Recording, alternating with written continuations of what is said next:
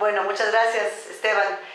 Para mis alumnas y alumnos de la materia de metodología de la investigación, quiero agradecerte por tu tiempo, pedirte que te presentes y voy a contarles un poco a los chicos y chicas de qué vamos a hablar. Bueno, mi nombre es Esteban Utreras. Yo soy exalumno de la Universidad de San Francisco, me gradué aquí en el 2003.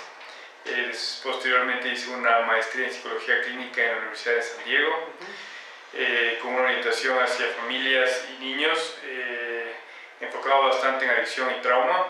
Posteriormente ahí mismo en la misma universidad hice un PhD en psicología clínica, también con el enfoque hacia familias, más bien ahí trastornos de personalidad, ansiedad y depresión, todo lo que es trastornos de estado de ánimo.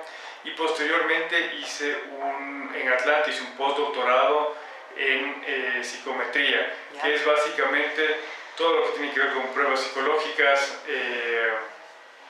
y todo lo que tiene que ver con evaluación y diagnóstico. Entonces ahí trabajé bastante con una población que iba desde los 5 años hasta la adultez, y hacíamos evaluaciones para trastornos de aprendizaje, trastornos de desarrollo, problemas de conducta, trastornos de comportamiento, desde evaluaciones de custodia para padres. Entonces se hacía bastante psicometría en ese año. Posteriormente vine acá, estoy viviendo en el Ecuador 2 años, tengo mi consulta privada y trabajo aquí como profesor a tiempo completo en la universidad. Eso básicamente. Chévere, Esteban. Ya te vamos a molestar para psicometría entonces. Un poco conversábamos antes de esta entrevista. ¿Qué recomendaciones nos puedes dar, tú que eres investigador, para escoger una metodología, para escoger qué herramientas voy a usar? Ya tengo una pregunta, un problema, tengo una pregunta. Por ejemplo, te contaba algunas de las tesis que estamos trabajando con los alumnos de Psicología y Recursos Humanos, ¿no? Por ejemplo, quiero determinar el perfil del alumno, del estudiante de educación a distancia exitoso, o quiero determinar si una metodología de selección cumple los estándares de calidad adecuados y predice realmente el desempeño. Entonces, ¿cómo escoger? Por ejemplo, en esos dos casos, ¿cómo yo escojo? ¿Cómo sé si debo hacer cuestionarios, debo hacer entrevistas, debo hacer grupos focales, debo hacer todo? A ver, bueno, primero voy a dar una pequeña introducción de lo que es cualitativo. La investigación cualitativa, generalmente, el objetivo, la idea es poder estudiar fenómenos que son nuevos. Entonces, generalmente son estudios exploratorios. Los estudios cualitativos, ¿cómo y por qué se escogen estudios cualitativos?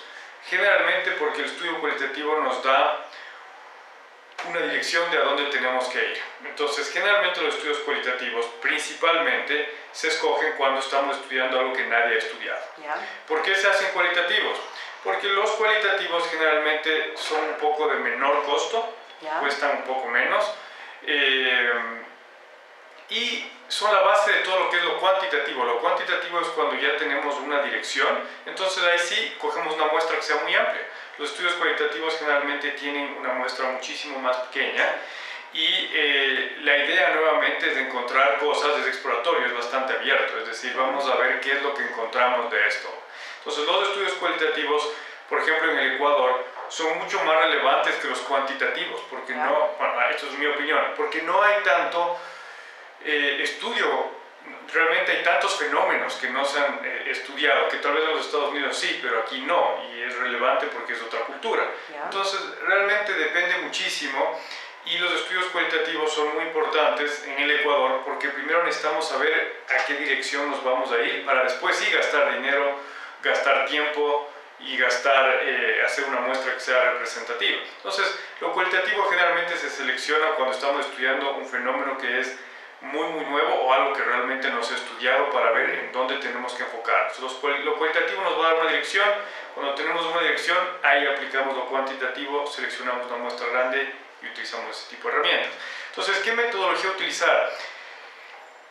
Tú me hiciste una pregunta sobre una tesis específica, era, no sé si por ejemplo, el perfil del estudiante exitoso de educación a distancia o la aplicación de una herramienta de selección, si es predictiva o no predictiva, si es que se está aplicando de manera adecuada o no se está aplicando de manera adecuada, por ejemplo. Hablemos del estudiante, de un perfil de cuál es el estudiante que sería exitoso. Entonces, bueno, ahí generalmente el estudio cualitativo te pide por lo menos un grupo representativo de 8 personas. Eso te va a decir la mayoría de literatura.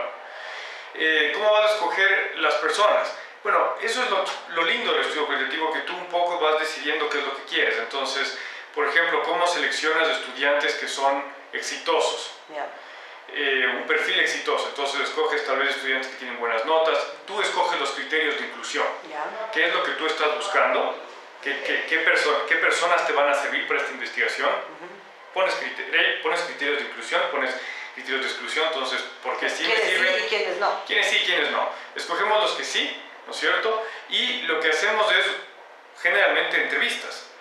Estas entrevistas serían generalmente semi-estructuradas. Hay muchas formas de hacer entrevistas. Pueden ser estructuradas, semi-estructuradas o realmente no estructuradas. Las semi-estructuradas son las que más se utilizan porque tienen una dirección, pero también deja muy abierto a que la persona pueda desarrollar y pueda elaborar un poco más. Y de ahí sale todo, y por eso decía, es un fenómeno bastante exploratorio. Porque la idea no solo es hacer preguntas que vayan intencionadas a buscar lo que yo quiero, sino que la persona también pueda sacar cualquier otros temas que sean importantes. Parte de lo exploratorio también es que a veces con mucha frecuencia se encuentran cosas que no estábamos buscando. Y eso puede ser muy interesante también. Entonces, ¿qué metodología? Depende un poco de la investigación. Y depende de específicamente qué es lo que estás buscando. Entonces pueden ser estructuradas, semiestructuradas, no estructuradas. Las más frecuentes son las semiestructuradas. ¿Qué me recomendarías para estructurar la entrevista? ¿Cómo defino las preguntas? ¿Cómo empiezo, digamos, para hacer una entrevista? Bueno, para hacer la entrevista generalmente tienes que pensar que va a haber transcripciones. Las transcripciones generalmente son verbales y son exactamente como la persona te está diciendo. Entonces grabas y después tú transcribes exactamente con las palabras. Entonces ahí tienes que ver un poco cuántas preguntas quieres hacer y dependiendo también del tiempo de la persona. Entrevistas de más de 1 hora es excesivamente largo. Entonces, más o menos lo que te va a decir la literatura es que se hacen preguntas de entre 13 y 20 preguntas. Eso generalmente te da 1 hora, 1 hora y media de contenido. Y además, en método cualitativo, así como en lo cuantitativo te hablan de muestras de 30 como procedimiento, como lo mínimo de muestra que puede haber, también una de las cosas importantes es que sí tengas suficiente cantidad de información. Entonces, te pongo un ejemplo simplemente de una tesis que acabo de hacer, que acabo de dirigir. Es un estudiante que hizo un cuestionario electrónico. ¿Qué es lo que sucedió? Un cuestionario electrónico, las personas no te van a desarrollar una pregunta escrita muy larga. Contestas en dos líneas. Entonces, lo que podía hacer en transcripción de 15 y 6 preguntas, 10 páginas de transcripción, lo cual es el material de investigación, es tu información, resultó en media página. Porque las personas contestaban muy brevemente y realmente eso no es suficiente información. El método cualitativo te va a decir, no tenemos suficiente información como para sacar temas relevantes, es muy corto. Entonces, todo depende de qué es lo que quieres hacer. En este caso, por ejemplo, hacer entrevistas que sean electrónicas o mandar un mail y decir, llénenme esto, va a ser muy corto y generalmente necesitas un poco más de información.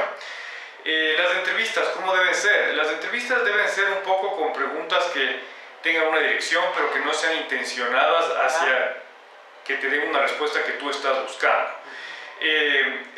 Por ejemplo, las estructuradas simplemente preguntas algo muy formal y no aceptas mucho una respuesta que no tenga relación a tu pregunta. Las semiestructuradas definitivamente, inclusive, se rompe un poco de estandarización y puedes, como quien diría, preguntar a la persona una que otra cosa más después de que ya te contestó la pregunta, dependiendo un poco de si te interesa o no te interesa. Entonces tú diriges un poco. Puedes profundizar en algún tema que sale.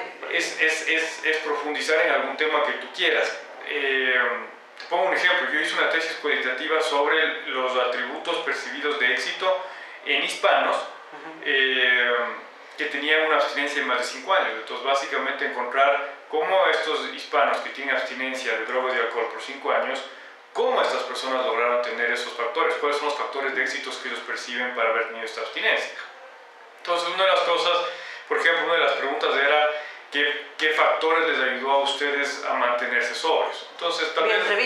En entrevista. Entonces, tal vez me decían, por ejemplo, la espiritualidad. Me ayudó muchísimo la religión. Ok, entonces te voy a preguntar de qué forma la religión, de qué forma la espiritualidad, cómo funcionó. Entonces, le elaboro un poco más. Dependiendo de eso. Entonces esa sería un poco la semiestructura. estructuradas. Ya. No sé si te contesté. Sí, contestaste. Ahora hay una cosa interesante para hablar de entrevista.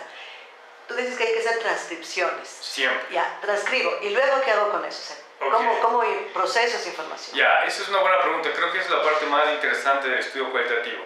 Tú transcribes, digamos que tienes 8 personas. Ya. En esas 8 personas transcribes, tienes 10 páginas por persona, más o menos un aproximado.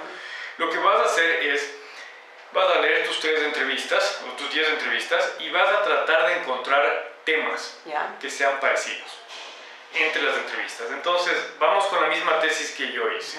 Por ejemplo, uno de los temas que yo tenía en estas personas era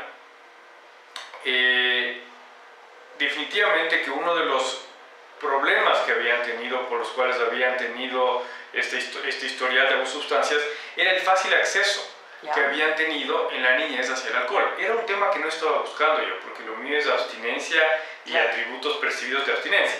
Pero muchísima de esta gente, por ejemplo, latinos, en unos temas mencionaban, y salió en las entrevistas, que para muchos había sido muy difícil su niñez, y atribuía mucho su adicción a la accesibilidad que había tenido la sustancia, o la falta de monitoreo de los padres. Entonces hay una fiesta y el alcohol está ahí y no hay supervisión.